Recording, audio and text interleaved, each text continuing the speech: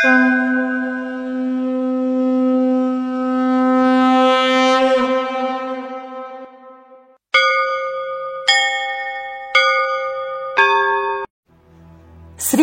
చరిత్ర ప్రథమాధ్యాయము. ఒకనాడు సూత మహర్షి నైమిషారణ్యానికి వచ్చాడు. ఆయన అక్కడి మునులకు చిరపరిచితుడు.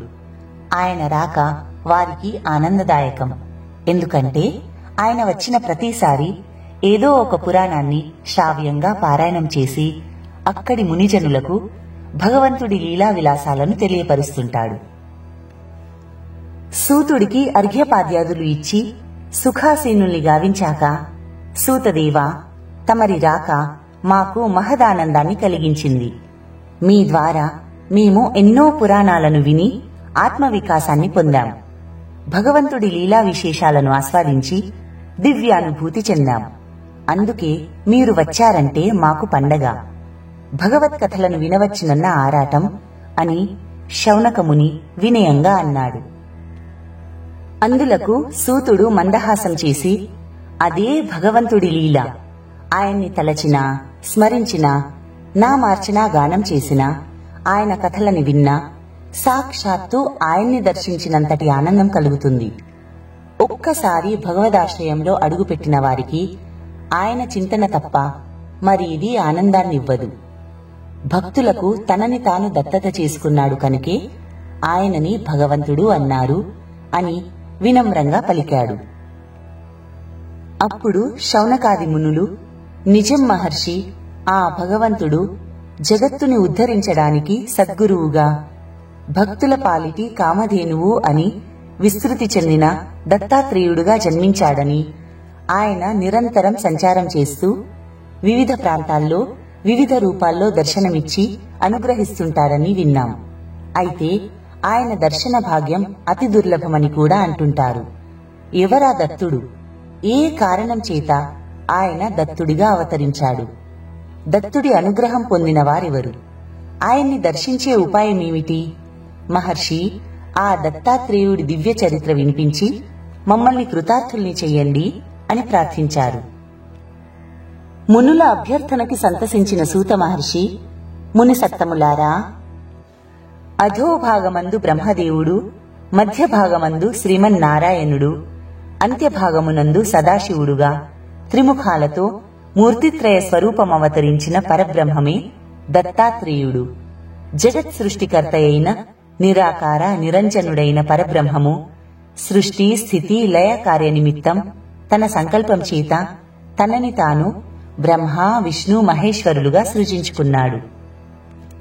ఈ జగన్నాటకంలో సమస్త జీవుల సృష్టికర్తగా బ్రహ్మ, జీవుల స్థితి పోషణ రక్షణకర్తగా విష్ణువు, ఆ జీవులకి కైవల్యమును ప్రసాదించే లయకర్తగా శివుడు తమ కర్తవ్యాలను నిర్వర్తిస్తున్నారు. సృష్టిలో తొలుత సృజించబడిన సత్వ రజ స్తమో గుణములు జీవులను ఆశ్రయించి వారిని బుద్ధి కర్మానుసార బద్ధుల్ని చేస్తున్నాయి. తత్ఫలితంగా పాపపుణ్యాలు స్వర్గ నరకాలు అవసరమయ్యాయి. అయితే ఇవన్నీ పరబ్రహ్మ యొక్క లీలా విభూతులే. అద్దంలో కనిపించే ప్రతిబింబంలాగా, కొలనులో దర్శనమిచ్చే చంద్రబింబంలాగా ఈ పాపపుణ్యాలు స్వర్గ నరకాలు మిథ్య, జగత్తు మిథ్య, సృష్టి మిథ్య. కంటికి కనిపించే రూపాలు, జన్మలు, లోకాలు, జీవులు అంతా మిథ్య. అదంతా పరబ్రహ్మలీల.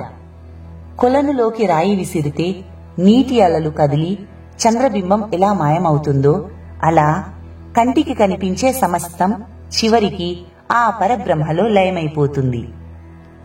ఆత్మ పరమాత్మలో లయమైపోతుంది.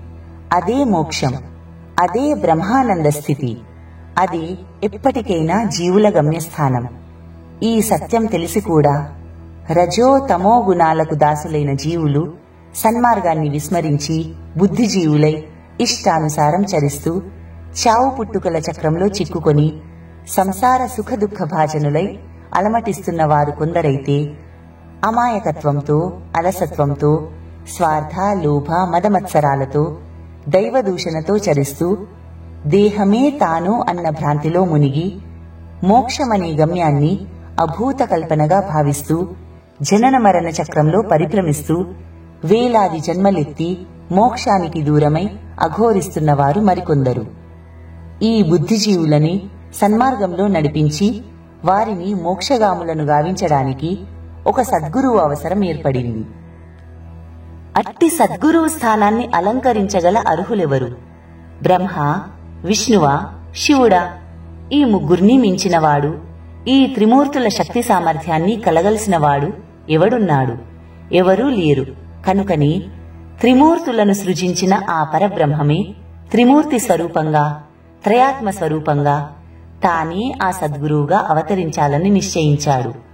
ఆ సద్గురు అవతారమే శ్రీ దత్తాత్రేయుడు అని చెప్పి సూత మహర్షి ఆ దివ్య చరిత్రను వివరించసాగాడు. శ్రీ గురు చరిత్ర ద్వితీయాధ్యాయము. బ్రహ్మ కలిపురుషుల సంవాదము. పద్మకల్పం ప్రారంభంలో శ్రీహరి నాభికమలం నుంచి ఉద్భవించిన బ్రహ్మదేవుడు సకల చరాచర జగత్తుతో పాటు భూలోకంలో మానవులను సృష్టించాడు. వారి మనుగడకి వర్ణాశ్రమ ధర్మాలు నిర్ణయించి వారిని పాలించడానికి మనువులను సృష్టించాడు. అలాగే కాలాన్ని 4 యుగాలుగా విభజించి కృత, త్రేత, ద్వాపర యుగాధిపతులుగా మనువులను నిర్ణయించి భూలోకానికి పంపేశాడు. అనంతరం కలియుగాధిపతి పిశాచరూపుడు, దిగంబరూపుడు, కలహప్రియుడైన కలిపురుషుణ్ణి నియమించాడు. కలిపురుషుడు భూలోకానికి వెళ్లడానికి నిరాకరిస్తూ, బ్రహ్మదేవా, కృత, త్రేత, ద్వాపర యుగాలకి ధర్మ సంరక్షకులుగా మనువులను నియమించి కలియుగానికి మాత్రం నన్ను ధర్మ వినాశకుడిగా, సమస్త పాపాలకి అధిదేవతగా సృష్టించడం ఏమి న్యాయం? పుణ్యకార్యాలు ఆచరించేవారు, దైవకార్యాలు చేసేవారంతా నాకు శత్రువులయ్యారు. వారందరినీ ధర్మభ్రష్టుల్ని, కర్మభ్రష్టుల్ని చేయడానికి నా మనస్సు అంగీకరించడం లేదు. భూలోకం యావత్తూ పాపకూపంలా మార్చే కర్తవ్యం నాకు విధించడం ధర్మమా దేవా అని వాపోయాడు. అందులకు బ్రహ్మ నవ్వి, భూలోకమంతా కాదయ్యా, అందర్నీ కాదు, వ్యసనాలకు, అర్షద్వర్గాలకు బానిసలైన వారు, అనాచారులు, అసత్యవాదులు, దైవదూరులు, కామాంధులని నువ్వు హింసిస్తావు. పాపాలు చేసేవారు నీ నుంచి తప్పించుకోలేరు. అయితే సత్పురుషులు, త్రికరణ శుద్ధిగా దైవాన్ని సేవించేవారు, పురాణాలు చెప్పేవారు, వినేవారు, అలాగే నిశ్చల శ్రద్ధాభక్తులతో గురువుని సేవించేవారిని కలికల్మషాలు అంటావు. ఇలాంటి వారిని నువ్వు కన్నెత్తి కూడా చూడకూడదు. గురుసేవ చేసేవారిని నువ్వు ఏమీ చెయ్యలేవు. ఎందుకంటే పూర్వజన్మ పుణ్యం చేత కాని మానవునికి సద్గురువు లభించడు. సద్గురువు బోధిస్తేనే శాస్త్రజ్ఞానం, ఆత్మజ్ఞానం లభిస్తాయి. ఆత్మజ్ఞానం పొందని వాడికి మోక్షం లభించదు.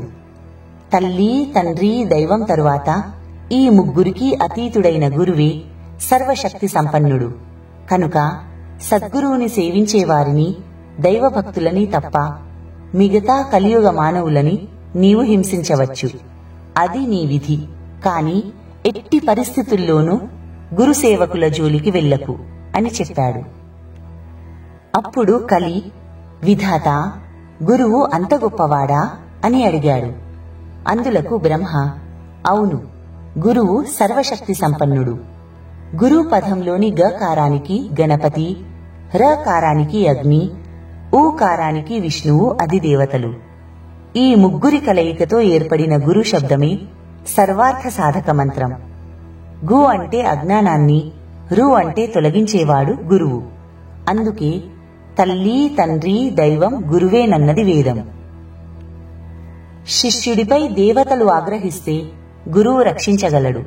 అదే గురువుకే కోపం వస్తే ఆ శిష్యుణ్ణి త్రిమూర్తులు కూడా రక్షించలేరు.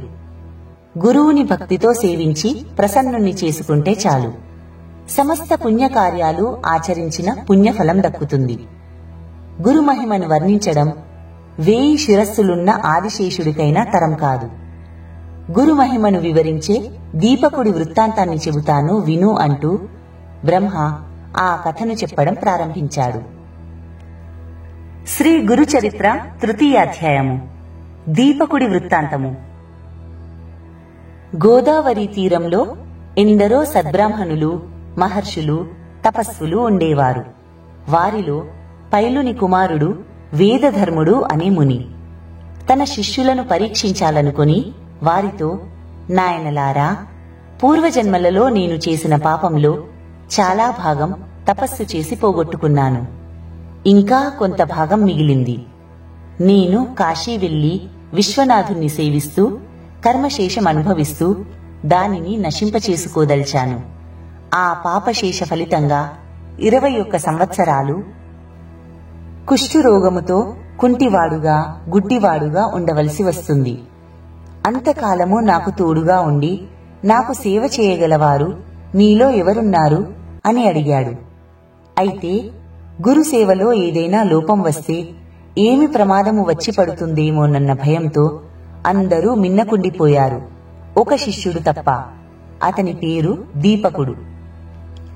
స్వామి, మీ పాపఫలం నేను అనుభవిస్తాను, అనుగ్రహించండి అని అన్నాడు. దీపకుడు గురువును అనుసరించి కాశీకి వెళ్లాడు. దీపకుడు శంబలాశ్వతర ప్రదేశంలో ఒక కుటీరాన్ని నిర్మించాడు.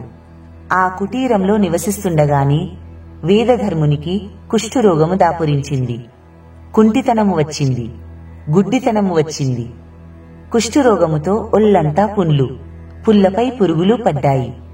పురుగులతో పాటు నెత్తురు, చీముతో దుర్వాసన కంపు కొడుతోంది. ఆ గురువు తట్టుకోలేని బాధ కారణంగా విపరీతంగా శిష్యుణ్ణి బాధించసాగాడు. దీపకుడు గురువులోనే విశ్వనాథుణ్ణి దర్శించుకుంటూ గురువుకి చలించని శ్రద్ధాభక్తులతో సేవ చేస్తున్నాడు. మాటిమాటికి ఒళ్ళు శుభ్రం చేస్తూ అన్ని ఉపచారాలు చేస్తున్నాడు. భిక్షకు అన్నము తెచ్చిపెడుతున్నాడు.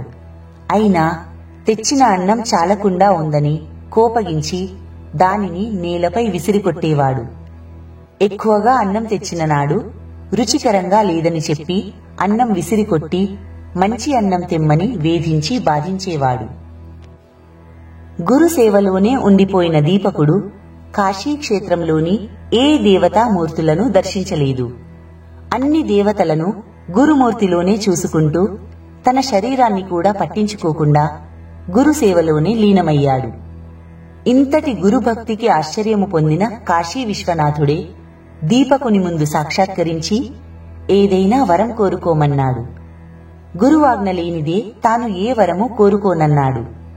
గురువుకు జరిగింది వివరించి, గురుదేవా, తమరి వ్యాధి పూర్తిగా తొలగిపోయి ఆరోగ్యవంతులు అయ్యేలా విశ్వనాథుణ్ణి వరము కోరుకోవచ్చా అని అడిగాడు.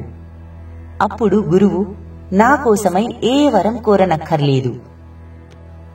వరం వలన రోగం ఈ జన్మలో పోగొట్టుకున్నా మరు జన్మలో ఈ రోగం అనుభవించాల్సి ఉంటుంది. కాబట్టి ఈ జన్మలోనే అనుభవించి మోక్ష మార్గానికి పయనించే ఆటంకాన్ని తొలగించుకుంటున్నాను అని అన్నాడు. దీపకుడు కాశీ విశ్వనాథునితో గురుదేవుని మాటలను చెప్పి తనకంటూ ఏ వరము కోరనని చెప్పాడు. విశ్వనాథుని ద్వారా దీపకుని గురుసేవ విన్న సాక్షాత్తు విష్ణుమూర్తి గురు శిష్యులను చూడదలచి దీపకునికి సాక్షాత్కరించాడు. విష్ణువు దీపకునితో, దీపక, గురువును భక్తితో సేవించడము నన్ను సేవించడమే. భక్తులకు పరాధీనుడను. ఏదేని వరం కోరుకో అని అన్నాడు. అప్పుడు దీపకుడు, స్వామి, గురువు సకల దేవతా స్వరూపమని, సకల తీర్థ స్వరూపుడని వేదాలు శాస్త్రాలు చెబుతున్నాయి. మీరు ఇచ్చే వరం గురువు కూడా ఇవ్వగలరు కదా అని అన్నాడు. గురుదేవుని పట్ల అతనికి గల శ్రద్ధాభక్తులకు మెచ్చిన విష్ణువు, వత్సా, నీవు గురుసేవలో తరించావు. గురువే పరబ్రహ్మ అని తెలుసుకుని ఎవరు గురువును సేవిస్తారో వారికి దేవతలంతా వశమవుతారు. నీవు ఈ లోకంలోనే బ్రహ్మానందమును పొందగలుగుతావు అని చెప్పి విష్ణువు అంతర్ధానమయ్యాడు. వాని గురుభక్తికి మెచ్చిన వేదధర్ముడు, చిరంజీవి, దీపక, నీవు కాశీలో వసించు. అష్టసిద్ధులు, నవనిధులు నీ వెంటే ఉంటాయి. నిన్ను స్మరించిన వారికి కూడా కష్టాలు పోతాయి అని ఆశీర్వదించాడు. వేదధర్ముడు ఆరోగ్యవంతునిగా మారిపోయాడు. నిజానికి ఏ రోగము ఏ పాపము లేని పావనమూర్తి వేదధర్ముడు. వేదధర్ముడు తన ప్రియ శిష్యుణ్ణి ఏదైనా వరం కోరమనగా దీపకుడు దత్తాత్రేయుల వారి పుణ్యచరిత్ర వినిపించండి అని వరముగా కోరాడు. వేదధర్ముడు తథాస్తు అన్నాడు.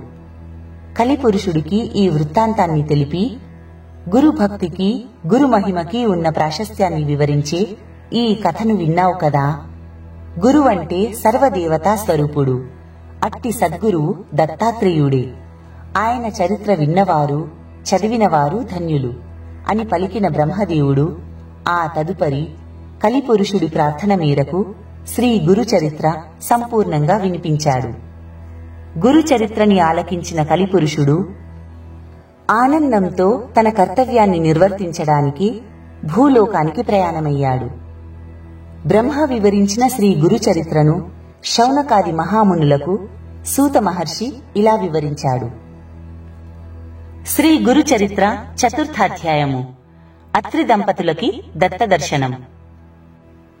బ్రహ్మ మానసపుత్రుడు సప్త ఋషులలో ఒకడైన అత్రి మహర్షికి కర్దమ ప్రజాపతి కుమార్తెలలో ఒకరైన అనసూయతో వివాహం జరిగింది. బ్రహ్మదేవుడు నూతన వధూవరులను ఆశీర్వదించి, నాయనా అత్రి, ఈ అనసూయ మహాసాధ్వి. అసూయ గాలి కూడా సూకని కారణ జన్మురాలు ఈ అనసూయ. ఈ సౌభాగ్యవతితో దాంపత్య జీవితాన్ని గడిపి త్రిలోక పూజ్యుడైన సత్పుత్రుణ్ణి పొందు. నీ పుత్రుడు బ్రహ్మ విష్ణు మహేశ్వరాంశలతో త్రిముఖుడై త్రిమూర్తుల ఆత్మరూపుడై జన్మించి లోకులందరికీ గురువై సద్గురుదేవుడై సమస్త జనులకి తనను తాను దత్తత చేసుకుని దత్తదేవుడుగా విరాజిల్లగలడు అని వచించాడు. అత్రి అనసూయలు జన్మించిన దాదిగా శ్రీమన్నారాయణ నామస్మరణ తపోనిష్ఠా గరిష్ఠులైనందున వారు బ్రహ్మ ఆదేశాన్ని పాటించి నిర్వింధ్యా నదీ ప్రాంతంలోని వృక్ష పర్వతముపై తపోదీక్ష వహించి తీవ్ర తపస్సు ప్రారంభించారు.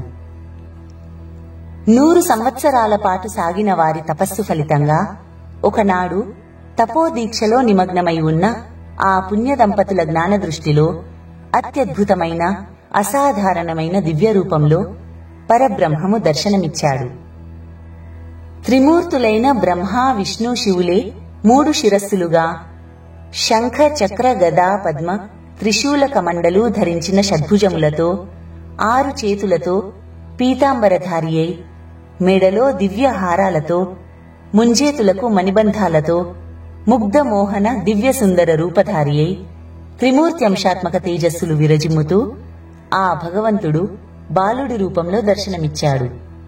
అత్రి అనసూయలు ధ్యాన తన్మయావస్థ స్థితిలోనే జ్ఞానమండలంలో సాక్షాత్కరించిన ఆ భగవంతుడికి ఆత్మాంజలులు ఘటించారు. అంతటా ఆ బాలరూపుడు దివ్యమైన చిరుమందహాసము చేసి, పుణ్యదంపతులారా, మీ తపస్సుకి సంతసించాను. మీ అభీష్టాన్ని నెరవేర్చడానికి త్వరలో నేను మీకు త్రిముఖ త్రిమూర్తినై జన్మిస్తాను. పరబ్రహ్మమునైన నన్ను పుత్రునిగా పొందాలనే మీ సంకల్ప సిద్ధికి బద్ధుడనై నన్ను నేను మీకు దత్తత చేసుకుంటూ దత్తుడుగా అత్రి మహర్షి పుత్రుడు దత్తాత్రేయుడుగా అవతరించగలను. అవని జనులకు సద్గురువునై దత్తగురునై శ్రీ గురుదత్తనై విరాజిల్లి మీకు చిరకీర్తిని అందిస్తాను. మీరిక తపస్సు చాలించి మీ ఆశ్రమానికి తిరిగి వెళ్ళండి అని ప్రవచించి మరోమారు దివ్యదర్హాసం చిందించి దత్తుడు అంతర్హితుడయ్యాడు. శ్రీ గురు చరిత్ర మొదటి రోజు పారాయణం సమాప్తం. జై గురుదత్త.